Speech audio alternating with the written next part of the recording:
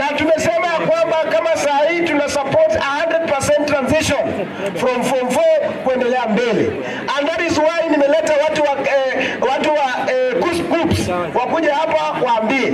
Na kuna wale watoto wetu ambao walimaliza 2017, 2020 na hawakupata nafasi ya kuenda katika chuo kikuu ama katika technical institution. Sasa tumeleta pale tent, mkaende pale wakaregister na mpate scholarship ili ya kwamba mkaendelee na mambo ya masomo. Hii constituency hii nataka kuongoza watu matajiri. Sitaki kuongoza watu ambao wadhaifu. Na nataka kuona in the next 10 years from now, Mumias East constituency itakuwa inaongoza kwa watu matajiri. Sawa sawa? Kwa wale wanafunzi ambao mko hapa, kuna wale wanafunzi ambao wana register exam, wakisha register exam wanapotea kwa mashule. Tunasikia tunapatana? Si mnawajua? Waambie riswa.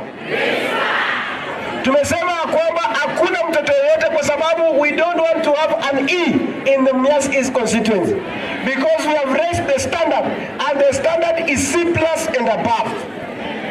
Tumeelewana?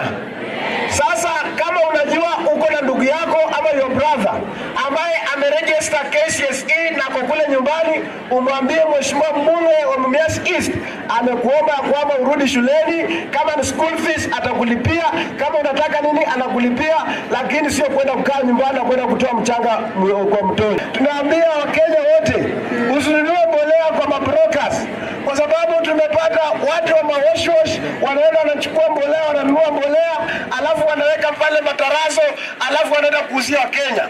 Tunataka kuambia kila Mkenya ama mkulima yoyote, ukitaka kununua mbolea yoyote, enda kwa ile areas ambazo ziko certified. Kama ni kwa county, uende kwa county headquarters wakupatie ile mbolea ambayo inafaa. Usiende kununua bei rahisi, alafu unaenda kusema mbolea umeuziwa mbolea gushi.